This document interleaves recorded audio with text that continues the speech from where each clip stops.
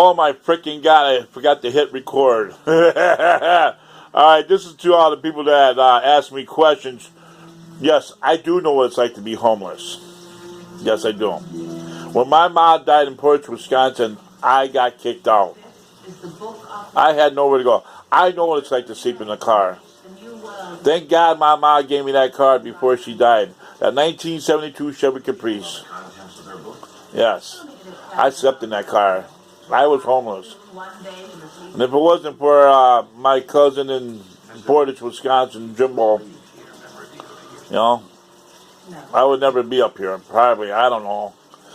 He said that I could stay with him, until I find a new place, And things got lucky because he got his girlfriend pregnant. He had to move to another apartment. There was 12 apartments in the city apartments in Milwaukee, in Portage, Wisconsin. So I got to keep the apartment while he moved to another apartment. I rented that apartment for fucking $200 a month. $200 a month, yeah. That's how I got it. Anyhow, that's when I met James Travis Stock Jr. Y'all look into that. Y'all if you ever get a hold of him, James Travis Stock Jr. I believe that's his name. And y'all ever get a hold of him, let him know, hey, I'd like to see him. I know he got married and he's supposed to have kids, and I transferred that guy. He used to be a Jehovah's Witness. I let him in with me and my mom before my mom died. He helped carry my mom up and down the stairs when she couldn't walk, which was a good thing because I kind of fucked up my back carrying fucking buckets of ice at Lord Chumley's. I was a dishwasher there and they fucking burned me up, Anyhow, James Travis Stock, hey, here's to you, man. Yeah. And him and me went to Milwaukee and we slept in my car. At my cousin's house, Jimbo's mom's house, wasn't allowed in the house. I don't know why. Anyhow, whatever, And so I slept in her driveway until I was told I can't do that no more. See what I mean? I know what it's like to be homeless.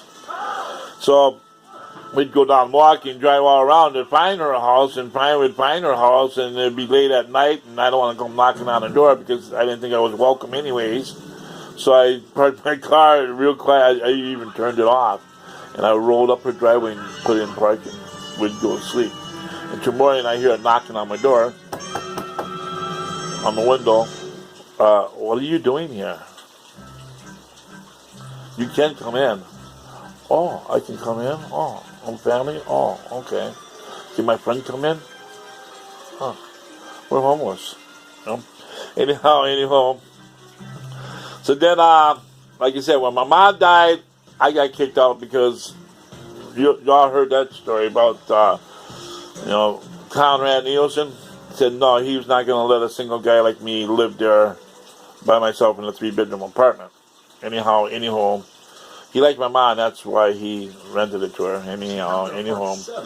So yeah, I met Travis Stock, and then he lived with me, my cousin, Jimbo and Joni, in the apartments, whatever, and he stayed there for a little bit, whatever. I changed him. He was a Jehovah's Witness. And he had a stuttering problem. He goes, I want to be like you. You can dress up holy, bummy, and women still talk to you. I can't get a woman to even look at me. Dude, I said, there's nothing wrong with the way you look. Sure, you might have a stuttering problem. And I asked him about that, and he says that his dad or his stepdad wouldn't let him finish the sentence. And that's when he created that stuttering problem. He wouldn't let him finish the sentence. He would try to say something and he would stop him.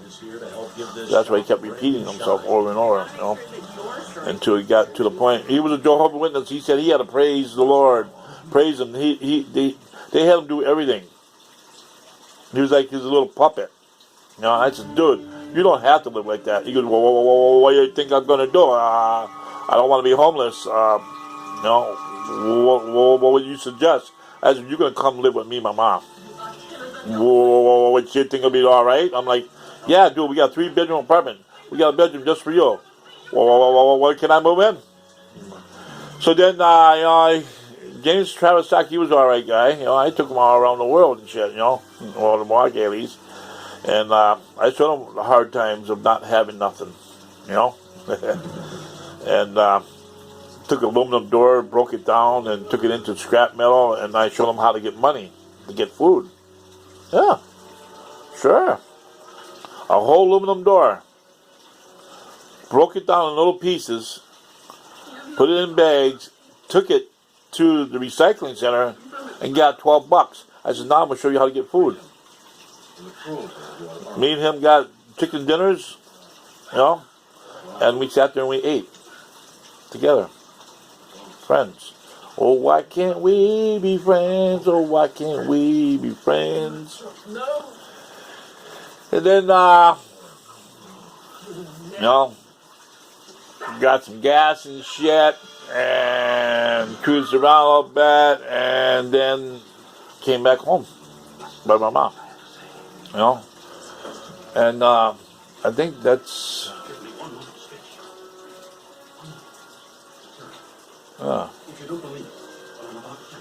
well, when my mom died, I went back to Milwaukee. I think I brought stock with. I called him Stock with the big cock. Yeah. He stayed with this dyke chick, you know, my girlfriend became a dyke, whatever. I didn't fucking care. But he stayed with them. So I went to Milwaukee. And then they said, Stock can stay, but you have to leave. Well, whatever, you know. Because they had him as a puppet again, you know. But then, anywho, I went to Milwaukee and I told you the story about that, and you know, it wasn't me. You know, I had to be me. So I told my cousin about everything, about them treat me like shit and saying, you know, whatever gas I put in there is mine. You got to take me wherever I go. You can't start it. You can't run it. And my cousin said, that's bullshit. That's my fucking car. I don't care if they give you $2 for gas. That's your fucking gas now. You gave me a ride. That's over.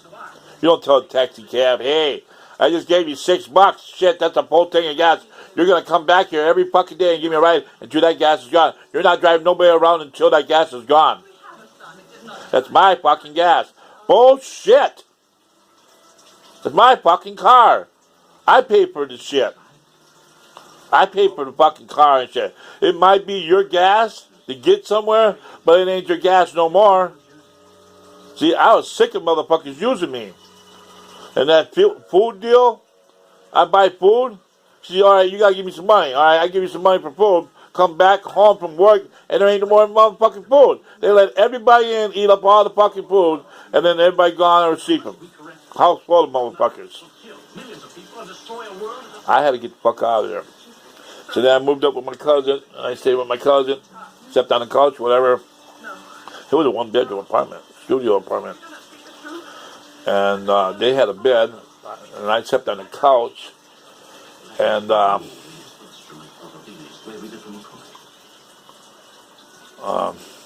then I got the job with Lawrence. You know, I trying to get a hold of him. You know, I had that little card in my wallet. It was like 3 years later. Oh, 3 or 4 years later. I finally got a hold of him, and we hooked up, and I told you that story too. Yeah, that's how I became back in Portage. Lived there for 10 years, and then I met Audra here from Fox Lake. She came while I went to this house, friend's house, sure, or whatever. And I said, I'm going to keep coming here until I find me a girl, a woman, whatever. And she said, well, you keep coming and you'll meet one. And I met Audra, and she had me brush her hair, and we had sex. And then right away they were giving me shit. You know, what if she's pregnant? And you play, you pay, whatever. And she had a cyst on her ovary, whatever. She had to go see the doctor, and they said that she was going to see the doctor to get a test to see if she's pregnant or not. And they think she's pregnant, and I'm going to end up paying for it, whatever. And I'm thinking right away, I got to get the fuck out of here because I'm getting scammed, you know. Going to get my fucking money saying that she's pregnant with my kid, and then end up being with some other guy, and I got to pay for the child support. They all live for fucking free. Okie dokie. I don't think so. Fucking one-night stands. Anyhow, my friend Cheryl told her Carl shaved. She goes, what? I had a big bushy beard and I worked at Cascade Mountain. I did tell you about that, right? Me working at Cascade Mountain when I lived in Portage. And she says, "Oh shit, I gotta see him." She says, "Oh, he looking fine. You gotta see him on there. He cut his hair. He cut his beard and everything. He looking good." So she came in the middle of a snowstorm all the way to Portage to see me. And then she spent the night, and that's how it all started. Well, she told me either I move out because we had arguments and shit, and the landlord didn't want her there because it's just a studio place, and she had complaints about us fighting, I guess, But she was a control freak back then, and I had her arrested. I had her beat me up. That was another story. Anywho, yeah, you don't hit me and get away with it. Anywho, so then my landlord said she couldn't stay. She said we might have to break up and like whatever, But when we broke up, I took a shower and I went to put on new clothes, and I opened up my door and I saw all my socks folded, all my underwear folded, all my t-shirts folded, everything all nice and neat. I sat down and started crying. I said, I need to marry that woman. So I went back to Pocket, bought a ring, promise ring, got down on one knee and says, Audrey, will you marry me? She started laughing. She says, dude, I'm already married. I said, well, divorce him and marry me. She says, I can't divorce him because he's in the army and making good money and I need his money, whatever. But she says, well, if you want to be with me, you got to move the fuck out of there and come live with me. Put your shit in storage and come live with me. I'm like, okay, whatever. So she helped me move out of Portage and stiffed the landlord, $1,000 of rent. Didn't pay shit because we were doing this crack cocaine and shit, getting high, fucking living on the high hog, whatever.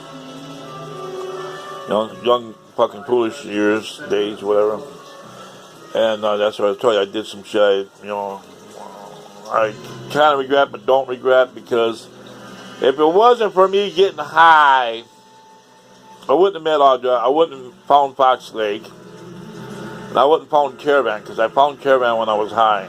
And like I don't know if I told you all the story, but I went there to fill out the application. I broke up with her. I broke up with Audrey when I found out she was fucking a truck driver, blah, blah, blah, blee, blee, blee, blee. She told me to stay out of her fucking business. I took her class ring off, put on the tail, I said, we're done. Then I moved out, went to the apartment next door. There were 2 apartments, Foxville apartments.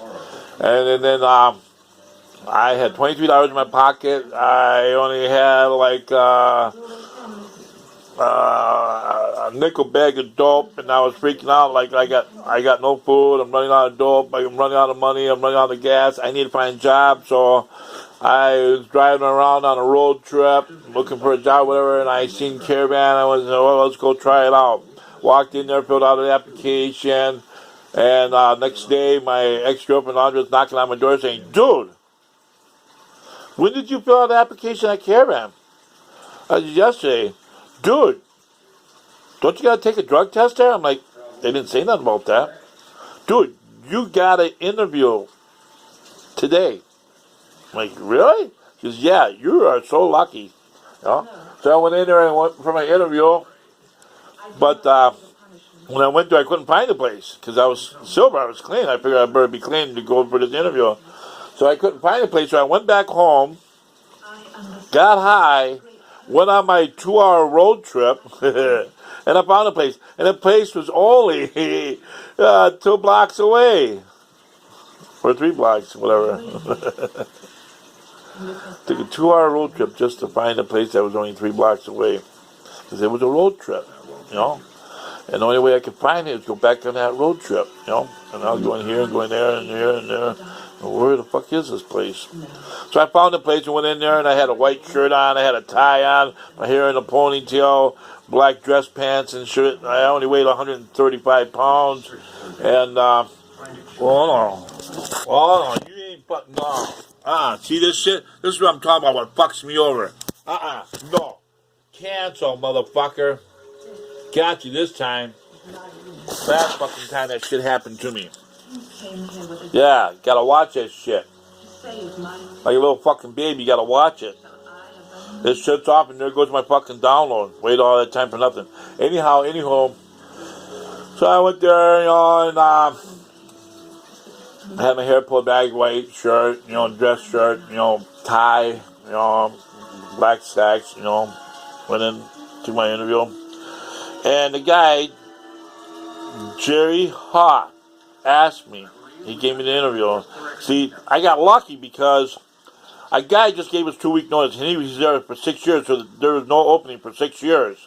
The guy just gave us 2-week notice, and I just happened to walk in. See, everything happens for a reason. I believe in God. God told me to go there. Fill out an application, boy. You need to get a job. I've been there 19 years, made over $500,000.